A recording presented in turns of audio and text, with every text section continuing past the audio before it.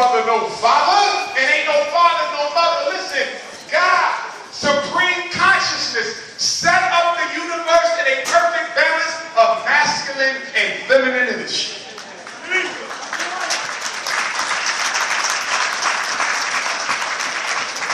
For light, you have dark. For sun, you have moon. For water, you have land. For the man, you got the woman. For the yin, you got yang. Perfect balance. Whenever you upset the balance, you upset the natural, healthy psychology of the child. Okay? Our sons need a mother and they need a father, and our daughters need a mother and father. They are equally important. Equally important.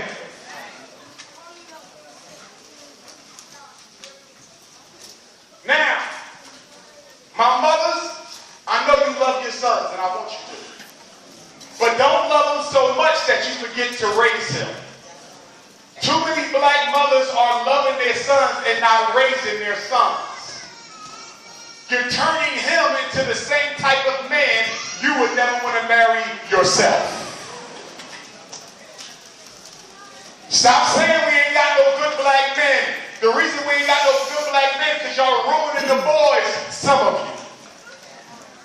you. Your daughter, she responsible. Your daughter, she's hardworking. Your daughter, she got a job, she got a scholarship, she's on the cheerleading club, and then look at his ass. Raheem is only 12 with 15 tattoos already. He talks to his mother like she's dirty, and you let him do it. You know why? Because when a woman don't have a man in her life, she only upgrades her oldest son as her mate. For many single mothers, their oldest son is their husband. And when you're not sex, psychology. And when your oldest son becomes your husband, he becomes your source of support. And just like you can punish him, he can punish you.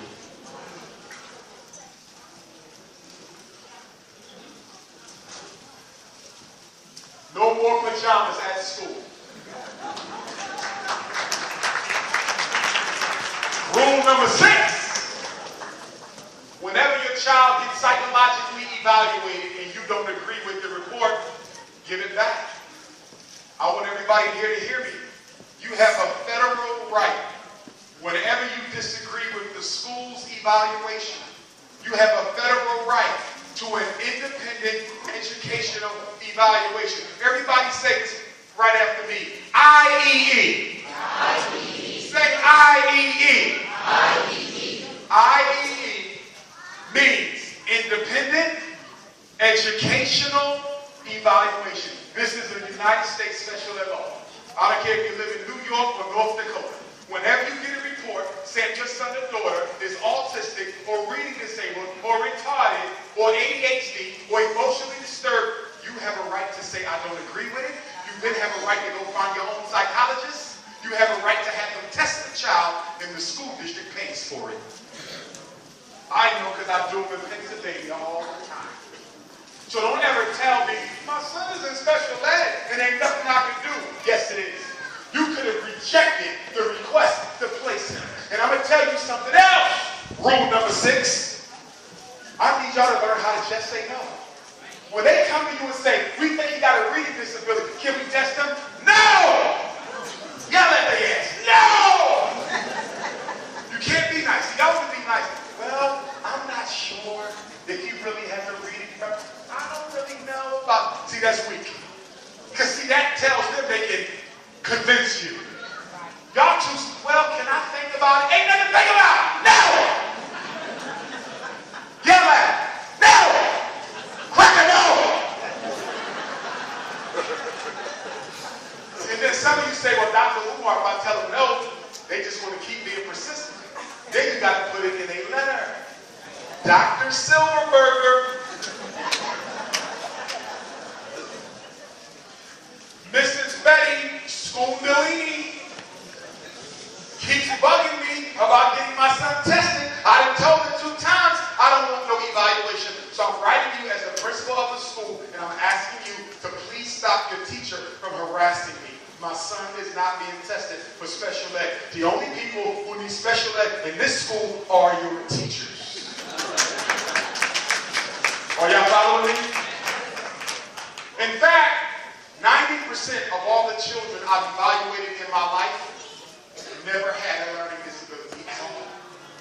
They had another disability that I call ABT. Everybody say ABT. ABT. And guess what that stands for? That's Dr. Umar's diagnosis, and it stands for, he's not reading disabled. He just ain't never been taught. You ever heard of that? Third grade, reading disability. Let me see who the teacher was in second grade. Second grade, math disability. Let me see what school he was at for kindergarten. Because kindergarten has become daycare. I don't know if y'all know that. They're not even teaching kids how to write their name and colors and letters and numbers and signs. They don't teach them nothing. They sit there and they watch SpongeBob and fill out photocopies all day. Listen, if your child is in the third grade and they're struggling, get them a tutor. You don't get them an IEP. Because see, once you put your child in special ed, the longer they stay in special ed, the more they look like they need it. The longer they stay in special ed, the more they look like they need it. What do you mean, Dr. Umar? I'll give you an example. Your daughter is in the 6th grade. She's reading on the 4th grade level. First of all, if she was my daughter, she wouldn't even be getting tested. Why not? She's 2 grade levels behind. Really? How about most of the kids in the Bronx are 2 grade levels behind? Who the hell chose my baby to go to special ed? Are y'all following me? Listen, I'm not saying being 2 grades behind is acceptable. It's not. We believe in black excellence. We believe in black excellence. We believe in black excellence. But what I'm saying is, if most kids in black school districts are 2 grades beneath level, shouldn't we be coming up with an intervention for the whole school? Why are we coming up with an intervention for one kid?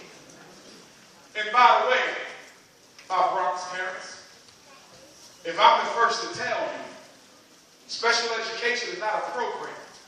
Special education is a business. And special education is a business of making money off of lazy black kids who we never taught in the first place.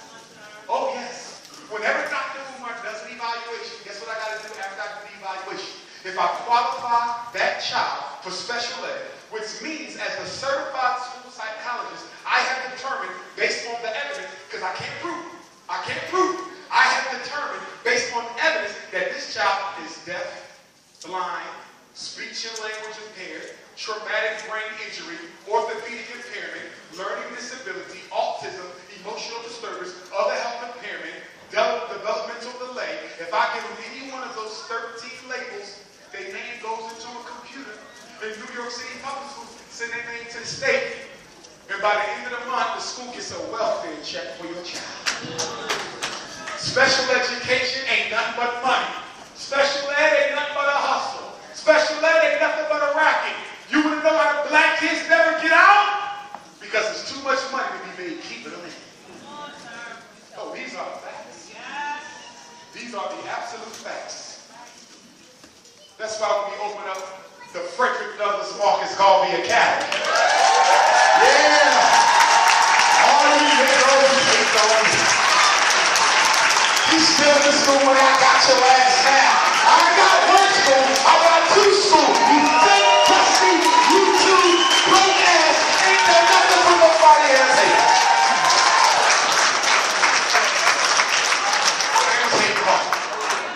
Well, let me ask you a question. Who in here stood strong with me through the hate? Who stood strong with me through the hate? One love. Oh yes, we got us some school brothers and sisters. And the haters ain't stopped yet. Daddy said, I made it up. They said, I broke into a building higher than them with wood on the stove.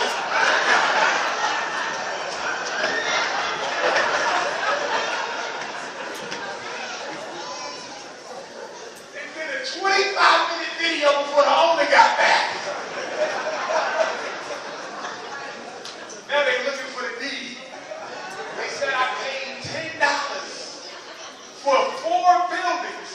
on a campus that costs $13 million when they built it.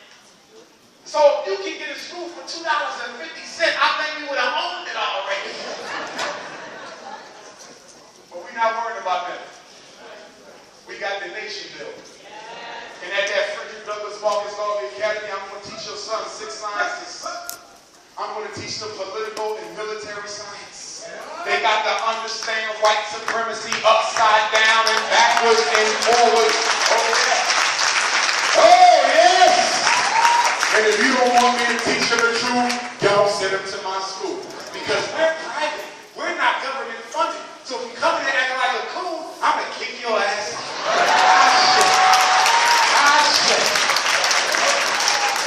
So while we're at it, what's the 3 rules of white supremacy? Because y'all need to learn this too. See, you didn't graduate from the Frederick Douglass Marcus Garvey Academy. You graduated from the We Hate Black Kids New York City Public School. What's the first rule of racism? First rule of racism. First rule of racism. First rule of racism is all white people are racist. Look how quiet it is in here because you did go to school. Look how, oh my God.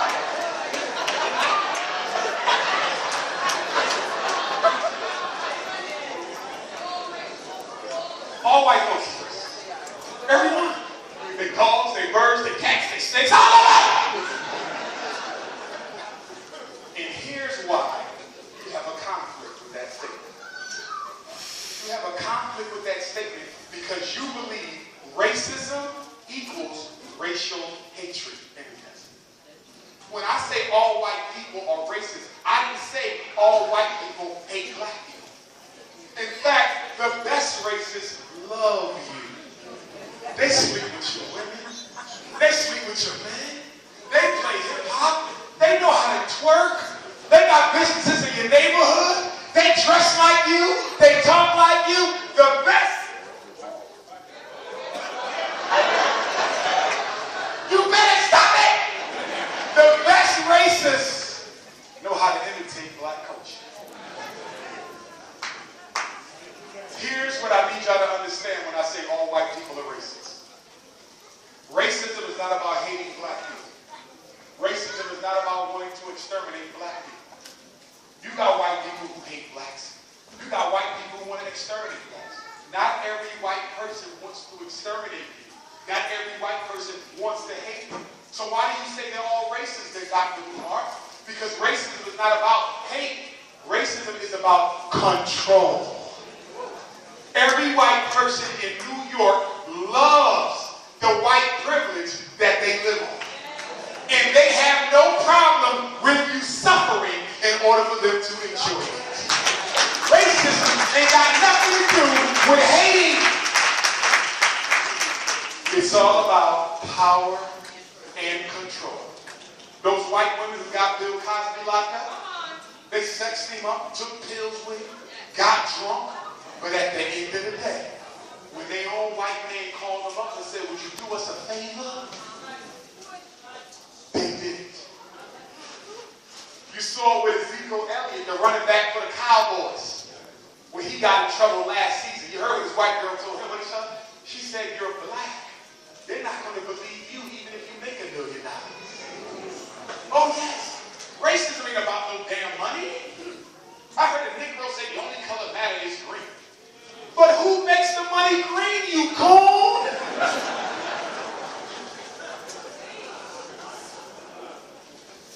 Racism is about power and privilege. Even when a black man got a white woman, this is why it's so dangerous to date white girls, because all she got to do is say you did something. You know how many black athletes I know who lost their full scholarships in college because the white girl got mad and accused them of rape? White girls know they got the upper hand even when you on top of them. Yes, Negroes. You got black men talking about I don't date black women because they take too much money. Look what the white women are doing in the fourth quarter. Did y'all see RG3? This Negro broke and his white wife says she needs $16,000 a week to live. I hope she get a butt implant or something. Brothers and sisters, if we're going to save the black family, we got to save it ourselves. And black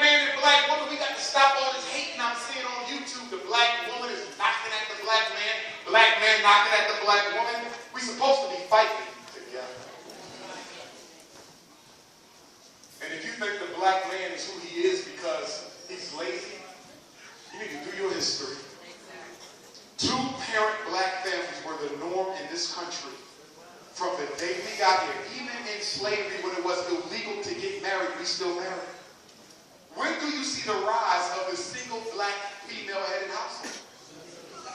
1970, not 1865. We was married through slavery. We was married through Jim Crow. We was married through civil rights. So how did we get here, Dr. Umar? Let me explain it. 1968, they killed Dr. King. Why did the FBI kill Dr. King and they hired the Italian mafia to do it? They killed Dr. King because Dr. King was about to get involved in economic empowerment of Africans. They said integrating lunch counters is fine, but this Negro was talking about the only thing that can ever save black folks from government intervention, and that's redistribution of America's wealth. Don't talk to me about being no American citizen. Don't talk to me about being equal. Don't talk to me about being free until you redistribute the wealth. Dr. King was going to lead a breadbasket march. He was going to bring full black, full white, full Mexican, full everybody. And they was going to go to Washington, D.C. in the fall of '68. And they was going to build a tent city. And no one under Dr. King's leadership was going to leave Washington, D.C. until everybody left with a job and a decent place to live. That would have embarrassed the United States government. They couldn't allow it. So King was murdered on the orders of J. Edgar Hoover with the assistance of the Ku Klux Klan, the Memphis Police Department, the Memphis Fire Department, and the Italian Mafia. The same Italian Mafia that used to flood your community with dope in the 60s. And after they killed Dr. King, they said, we ain't gonna never let no black power revolution happen. Ever again. I don't think y'all understand, but the 1960s almost broke the back of the United States government. They had to deal with the Nation of Islam, the Garvey movement, H. Rap Grant, Stokely Carmichael, SNCC, CORE, the Freedom Riders, the sit-ins, the Black Panther Party. They had all these different groups who honestly believed that black people had a right to be equal. So after they killed King, they said, we got to change this. Because we can never let this happen. We trying to fight a war in Vietnam so we can get a damn oil pipeline driven, and we got radical Negroes burning the cities down. How can we stop it? Somebody said, who's financing these black organizations? Because we're not. The government ain't financing the Nation of Islam. The government ain't financing the Black Panther Party. The government ain't financing SNCC and CORE. They said they own people giving them money. And the government said, how are they own people financing King and Malcolm? And they said, because most people in the black community are self-employed skills men and skills women. They know how to work with their hands. They're bakers and barbers and electricians and plumbers and carpenters and metal workers and welders and auto mechanics. They own their own businesses. So the white man said, we got to kill that. And in 1970, they came into Harlem. They came into the Bronx. They came into Brooklyn. Came into Queens. Came into Staten Island. Came into Newark, New Jersey. Came into Madison and Camden. And they went into the high schools and took out all the industrial building trade programs. Up until 1970, you didn't need a college degree to live a decent life. You graduated with a cosmetology license. You graduated with a plumber's license. You graduated with an electrician's license. You graduated with a welding license. But after 1970, it would never be the same again. After 1970, they would tell every last one of you to send your kids to college. And as a result of that, everybody in this room, me included, been going to college. Because somebody told you, if you want to be successful, go to college. So you go to college and you get your associate's degree. I got my associate's. Go get your weed and get after it. Then you go looking for a job. You don't have enough credits under your belt. Damn, let me go get a bachelor's. You go get your bachelor's. I know I can get a job now. You don't have enough liberal arts, and we don't see enough math courses. I'm sorry, you're about 3 credits short. Get a bachelor's.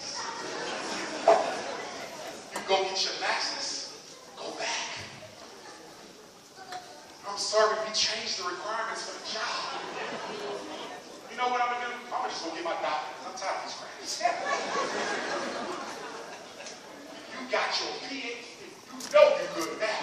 Magna cum laude, PhD in grasshopper reproduction on the movement. I know I'm going to get the job now. Sorry, you still don't qualify.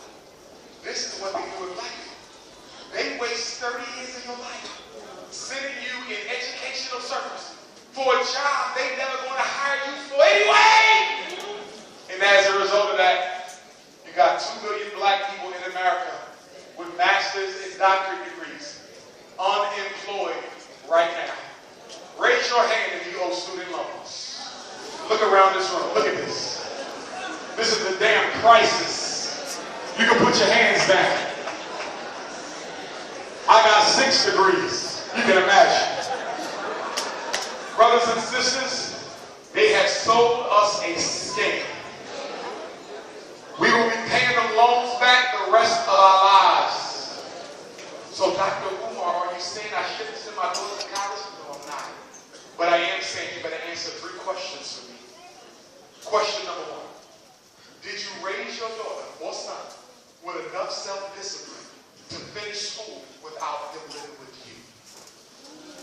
Because most of you had raised shiftless, lazy children who don't do nothing unless they feel like it. And that is a problem because we all know that you got to learn how to do what you don't like to do to be in a place to do what you want to do. And most of us have children who cannot do that. What is the number 1 job of a black parent? The number 1 job of a black parent in the Bronx is to teach your child discipline. And what is Dr. Umar Johnson's definition of discipline? It's the ability to do what you don't want to do when it has to be done, whether you like it or not. Does your son have that? Does your daughter have that? Because if they don't, I want to know why you're spending $30,000 a year for Spelman and Howard and Clark and the University of Pennsylvania, and some of you Negroes sent your child to California. That Negro will be smoking blunts all day.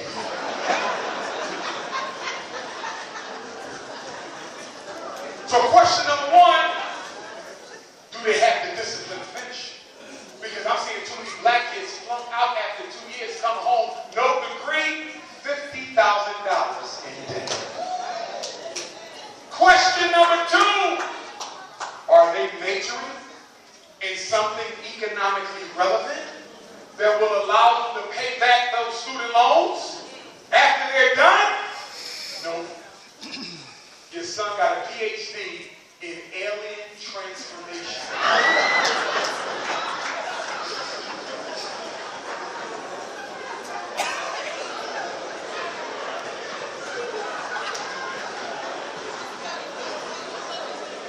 Who the hell looking for a damn alien worker? I met a Negro, he had a master's degree in liberal arts. I said, which one? He said, it ain't one, it's just liberal. I said, you gonna be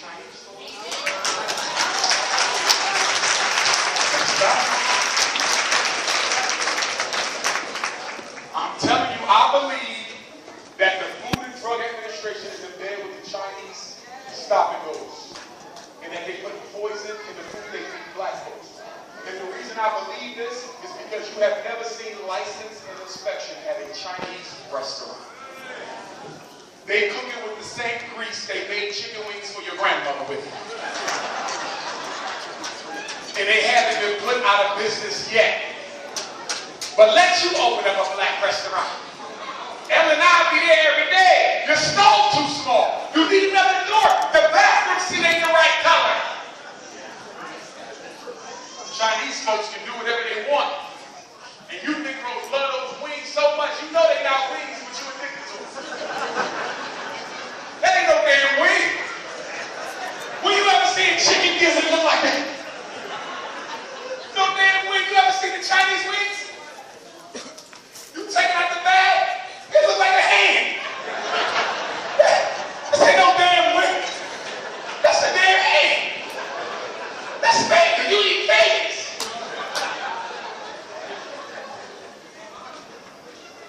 You know Chinese chicken tastes like no other chicken. Tell me I'm wrong. You buy a piece of Chinese chicken and taste like a Slim Jim. And don't get me started in that rice and gravy. What's in that gravy? All the leftovers is in the gravy.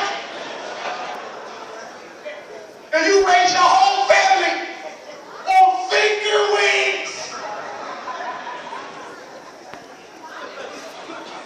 and funky gravy. And you know what's sad? I was in China, and they are racist as hell. Listen, in China they don't have no civil rights bill. So guess what? This place is in China, black people can't. Guess what? This store is in China, black people can't go to. Guess what? This nightclub, we outside, and I don't party because I ain't got no rhythm. My white ancestors cursed me. But we was about to go to the club,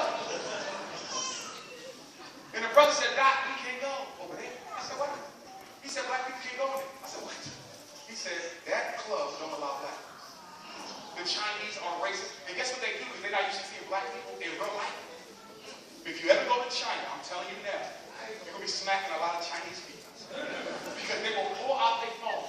Don't ask your permission. And take your damn picture.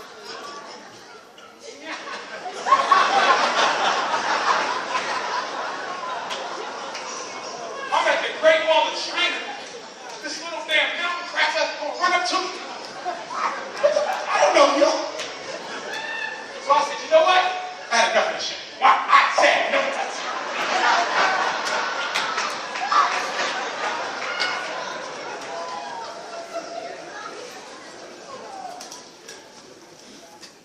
Black parents. At FDMG, we got to teach our kids stock market, investing. I want them to understand interest in banking, penny stocks. Every child will have a bank account. Every child will have a penny stock account. Every child will have a business plan, not 9th grade or 5th. Because I'm sick and tired of us being wage slaves. And along with political science, we got to teach black children about the black bourgeoisie of New York City. See, remember now, first rule of racism is all white people are racist. Second rule of racism is white people don't share power with black folks. Did y'all hear me? White people don't share power with black people. Let me give you an example of what I'm talking about. 10 years ago in Harlem, they said we're going to build a Harlem for everyone. Now look at Harlem today. White folks don't live with black folks, they move you out. Because white people don't share power with black folks. If you don't believe me, name me a business that white folks have ever owned equally with black folks. They don't. They don't. Russell Simmons used to own Def Jam. Not no more. Famous Amos Cookies, he used to have them cookies. Not no more. White folks, when you hear a Negro say I wanted the business with a white man, you know you just met a coon. What's the third rule of racism? The ends justify the means. We will poison your water. We will give your women dirty birth control pills that we know lead to all sort of fibroid tumors. We will pump AIDS and Ebola West Nile.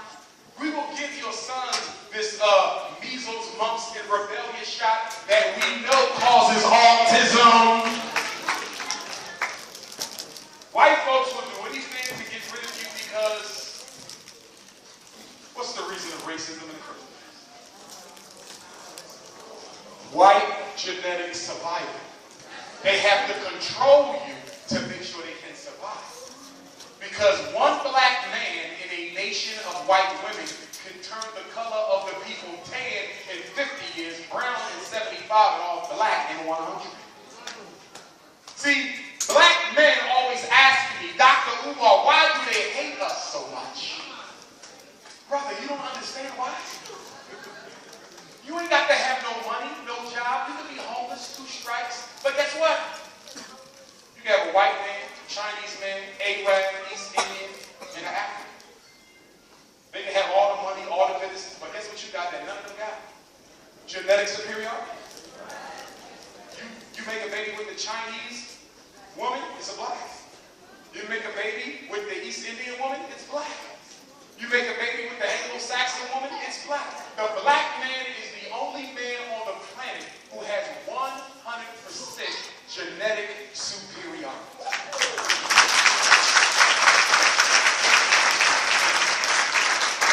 This is why when you walk into a room full of white girls and there's some white guys in there, they get a little insecure.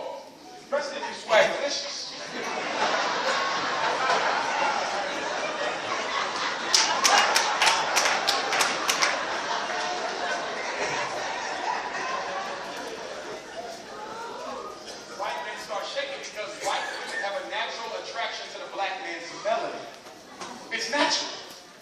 On a subconscious level, they know that melanin equals longevity for this species.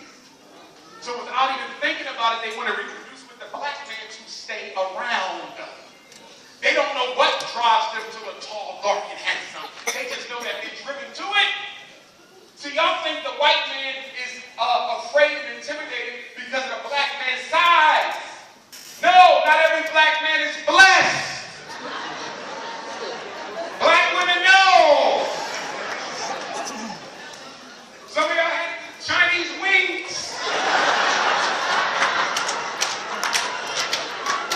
It's not the size, it's the strength of the DNA. Same thing with a black woman. Any man put a seed in a black woman that's African. No matter where you go in the world, you make yourself. You're the only people in the world who can do that. That's why they hate you. They will keep every last one of you to be sure that they survive. I know you don't want to hear me say this, but the African is the only human being who's 100% human.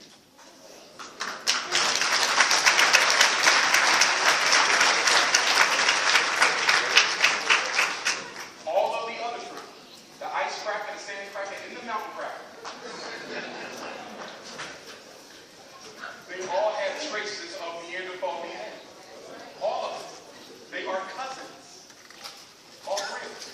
That's why the Arab is classified as white on the United States Census. They are family. We are family. All my Neanderthal cousins and me.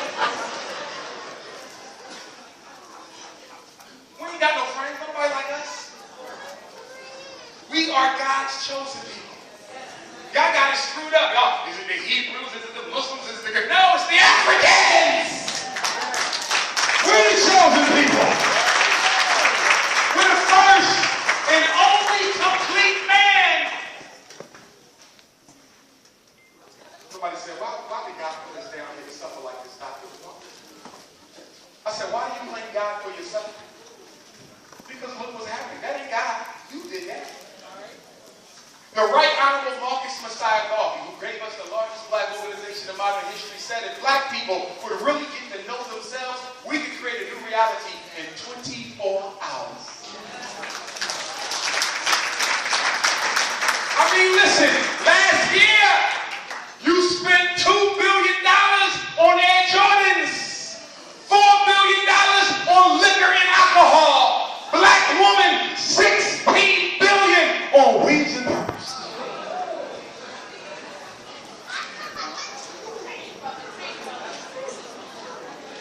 And I'm not knocking no black woman in here with a weave and a perm system. And let me tell you why I'm not knocking you at all. First of all, I love you whether you perm or not. But the reason I'm not going to knock you is because I know most black women with processed hair were encouraged to look like that by processed black male Negroes. The black woman knows that the black man wants her to look like a Neanderthal, so she tries to recreate the Neanderthal complex. If black men value black women as natural, they would be natural in 24 hours, every last one. But because we want a black woman's body but a white woman's complexion, they process themselves. So black men, I want you to do me a favor. This is Black History Month. This is our 400 years in America, 1619, 2019, for those whose ancestors came on ships and mines did. I know some of y'all did. I met a Native American down the street. Looked like an African to me, but he said he was Native.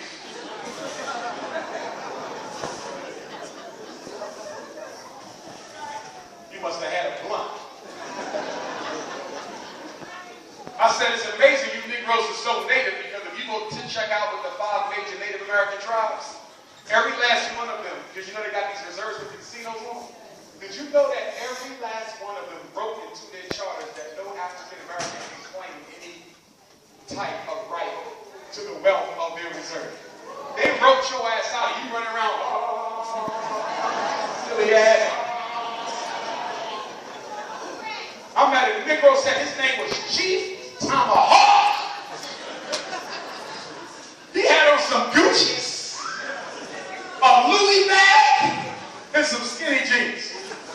I said, your ass, your name is Chief Tomahawk.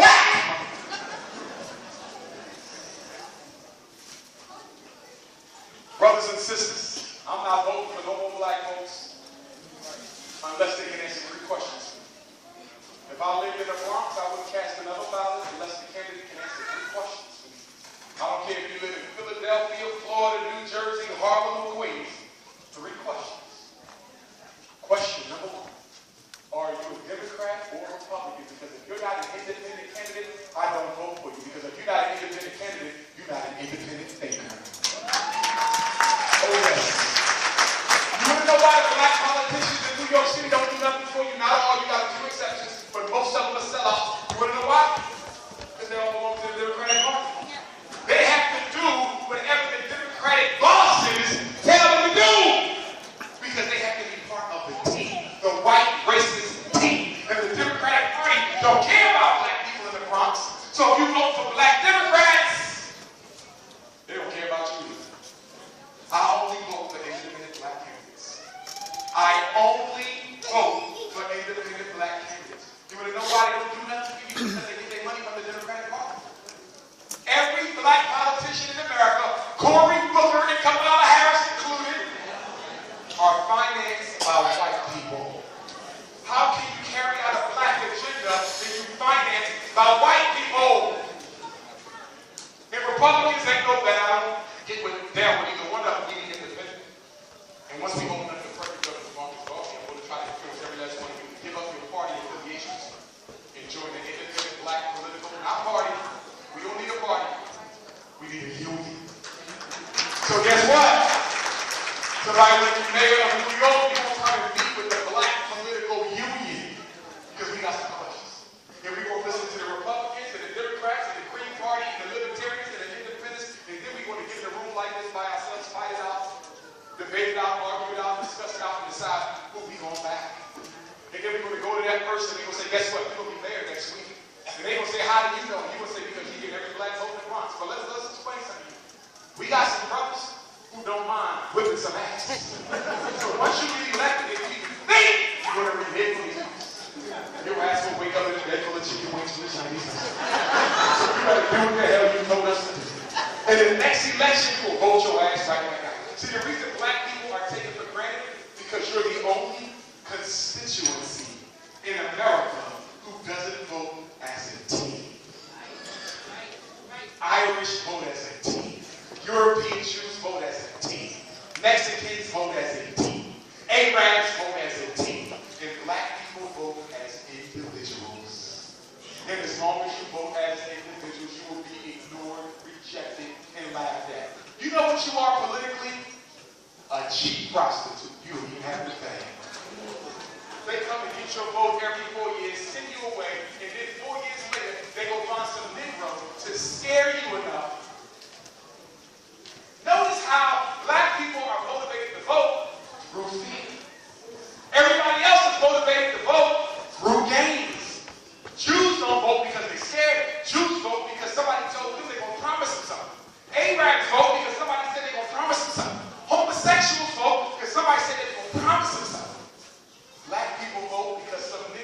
by the Democrats made them so scared that if you don't vote for Hillary, you won't get nothing.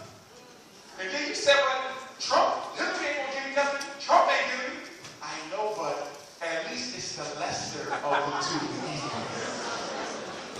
What the hell is the lesser of the two evils? It can't get no worse than Barack Obama. Don't be quiet now. Don't be quiet now. You Negroes love Obama. I keep asking my Obama maniacs one question.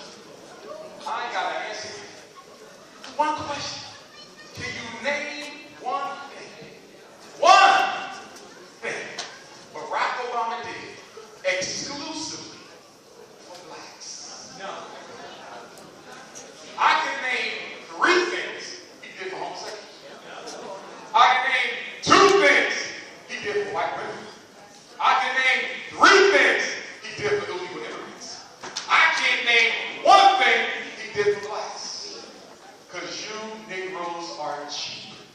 You have this thing where if he looks like me, he's automatically for me. Wrong. Cory Booker ain't got no black agenda. Kamala Harris is married to a damn Neanderthal. You know she ain't got no black agenda. They gonna be Barack Obama 2.0 on your ass. And the black feminists think you want to win something to Kamala. Oh, we have a woman now. That woman is going to destroy the black family so much you won't even have a man to date no matter what he is when she gets finished. She can't stand black males. And black women, I will try to stop dating outside your race. Nasty.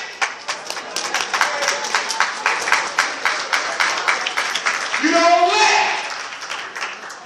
let no devil climb up into God's heaven and release all his little demons inside of your head. That's nasty. That's funky.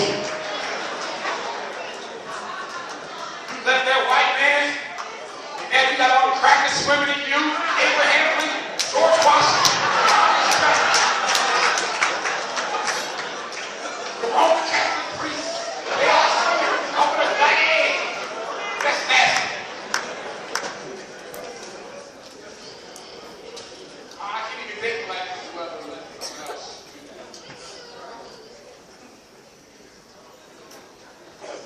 You don't disrespect your womb like that. Honor your womb.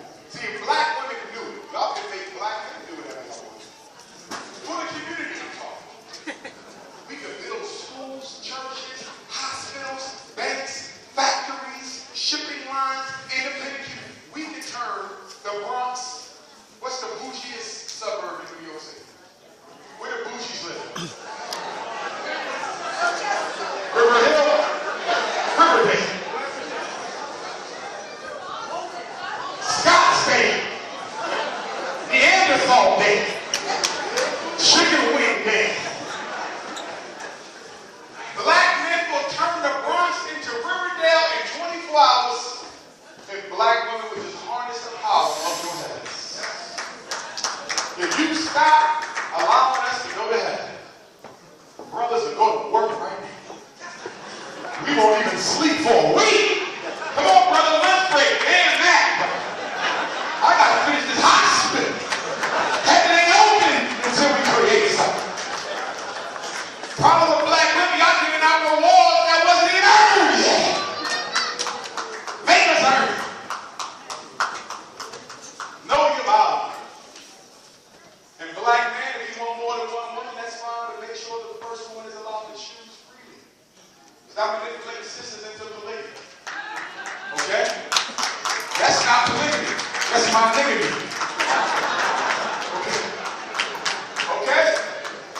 And unconsensual polygamy is monogamy. If you want to be polygamous, it's women who don't mind being polygamous, but don't manipulate sisters who don't want to be polygamous. And black woman, for those of y'all sending resumes into the Frederick Douglass Marcus Garvey Academy, you want you there. But you got to be natural when you show up to work. You don't have to be natural now.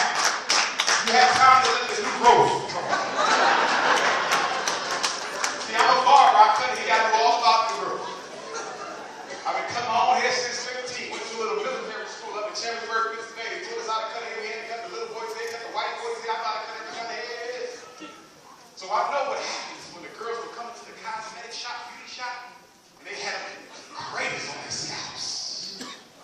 got black women with scalp damage. And black men, if your woman got scalp damage, don't make her hide it, make her treat it so she can get rid of it. See, black women want to hide all the scalps and the ringworm and the dandruff. No. Make her brush it on out. Bring that dandruff out. Introduce it to the world. And see, this is what scares most black women. Most of y'all think that you're going to look ugly if you go bald and start fresh. You don't understand. Did y'all see Sanaa Lathan when she cut her hair off? You saw how she was already fine. But when she cut that hair off, her nose stood out even better for me. And her lips was even more voluptuous. And her high cheekbones was raised on up for her. So black woman, if you got to start fresh with a little season like mine, go ahead and do it because y'all beautiful. There's nothing worse than a black woman covering her whole face up with makeup. Some of y'all only need a half of an eyeball. So y'all saw that shit. She got a half an eyeball, the whole face there. That means you're ashamed of yourself. That means you got low self-esteem. I'm a psychologist, baby. You can't lie to me. A woman with her hair hanging in front of her face all day long is ashamed of what she looks like. Black man, they can take it back. Take it back. And guess what, black woman? I'm giving out free Caesars for black women at the Frederick Douglass Marcus Auditorium. All you got to do is walk and have a Caesar chair. You can sit. And I'm going to come with the clippers of Caesar you fresh and visit. Black man, that's all you got to do is hot shit right up all the head and talk to the roots. Sing to the roots. Play some jazz to the roots. And the roots will come up dancing. And before you know it, all the ball spots be gone. Lord, hallelujah. Brothers and sisters, the black bourgeoisie is only second to white supremacy for being a problem in the Bronx.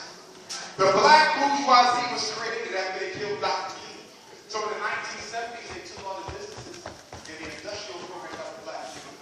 1980, the CIA dropped off crack. Black men either had to smoke it or sell it to deal with the fact that they could no longer get a job because in the 70s, they took all the industrial building trade programs out the high school. 1990s, Bill Clinton crime bill, 3 strikes and you out, mandatory minimum sentencing for nonviolent drug offenses, welfare reform, and child support court, where they would criminalize child support. Year 2000, George W. Bush, faith-based initiative. He gonna pay the churches to not like the black folks. Have you noticed none of the major black churches in New York City are involved in any major fight to help black folks? Can you name a church fighting for better schools? Can you name a church fighting to change the prison laws? Can you name a church fighting for unemployment? Can you name a church fighting against police genocide? What happened to the black church? They now qualify for grants, baby. They get after school funding and single mama funding and drug addict rehab funding and clean up the block funding. And all they got to do to get that money from the white man is to stay out of political struggles. And then 2010, Barack Obama. Obama was put in office to do 2 things. Keep black people quiet long enough to take everything our ancestors fought for and give it to white women and gays. Barack Obama was put in office to keep black people quiet enough for long enough for the new white supremacy to reorganize, rearm, and re-empower itself. We are back in the 60s, and we have nobody to blame but ourselves. Because black people have this thing where you have to like people in order to vote for them. See, you liked Obama personally, so you voted. You liked Bill Clinton personally. He played the saxophone, smoked some weed, had a little whiskey on the side. And because you gotta like people to get your vote, you'll never get what you want. White folks don't come to vote because they like people.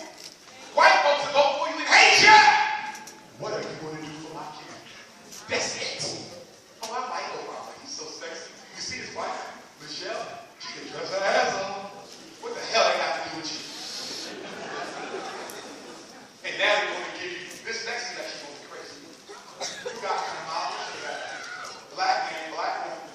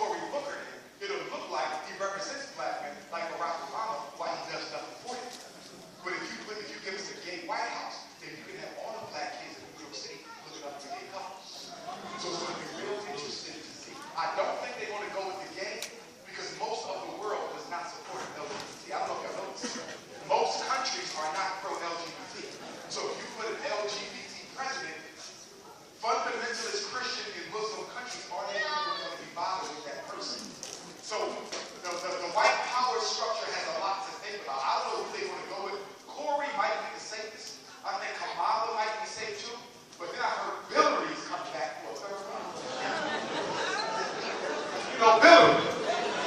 Have Bill, have Hillary. And to be honest with you, I think Hillary's going to be the worst one.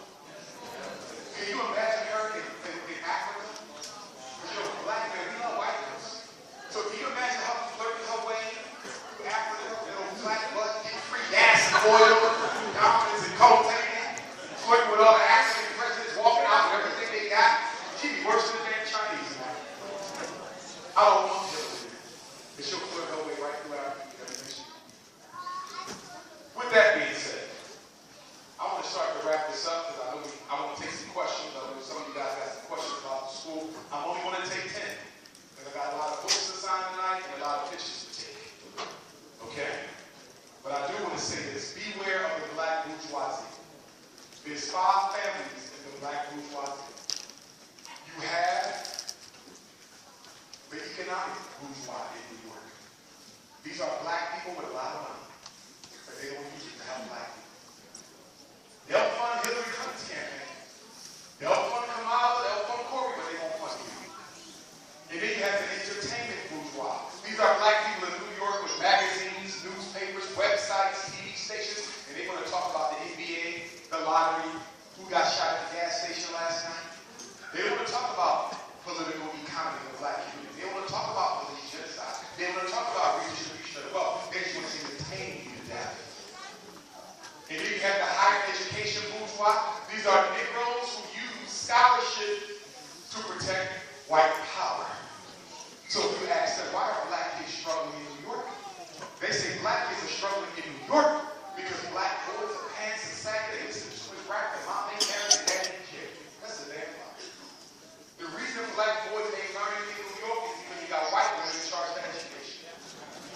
Listen to me. Your children will never learn as long as the oppressor is responsible for their success. White women are not natural stakeholders in the success of black boys. They are not natural stakeholders in the success of black boys. So why are we so comfortable letting white women teach our kids? All they teach them is to love white folks. Do you know because you have to work so many jobs, your son is around his white teacher more than his black woman? So he's beginning to love the image of a white woman. He's beginning to like, not sexually, but psychologically. She becomes his academic mother. And if she's good enough to be my academic mother, why can't she be good enough to be my wife? And if my mother spends most of her extra money trying to look like a white girl anyway, when I'm old enough, why not just marry the real thing instead of the movie? We got to be careful of the messages we send our children. Black men, we got to do a better job of showing little black girls that we love black women. Because the average little black girl has never seen a black man be as intimate with a black woman as Kanye is with Kim. Black women, have you noticed when a black man is with a white woman, he's extremely intimate with that woman in public, holding her hand, kissing her, hugging her? You never see a black woman. Well, excuse me, you see some brothers like that, but a lot of brothers don't show public intimacy with their women.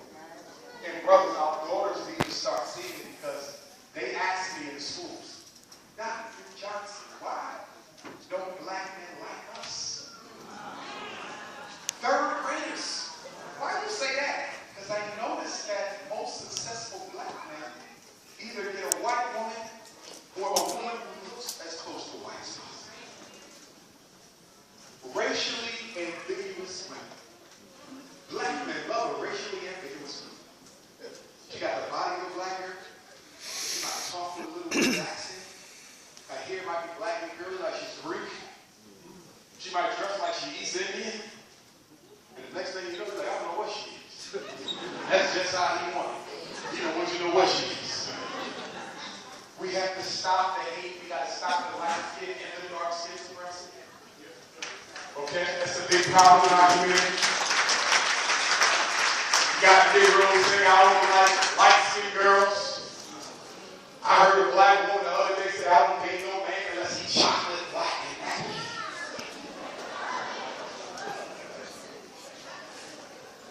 That's not fair.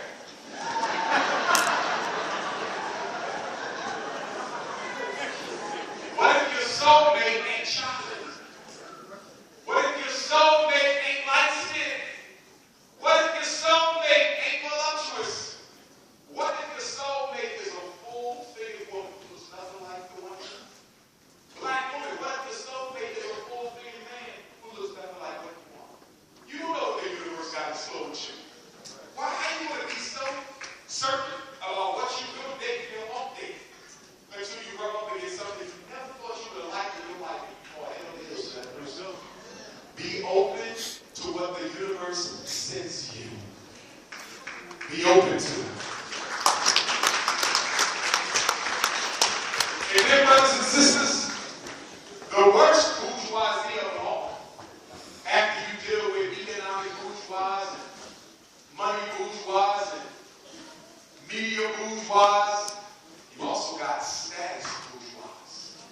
These are Negroes in the Bronx who got a whole bunch of business cards with big titles that had no power. This is the Negro who say, I'm the senior assistant vice undersecretary, not yet appointed deputy side minister to trash collection. You see a Negro give you his business card. Talking about, I'm the state rep community liaison for neighborhood improvements.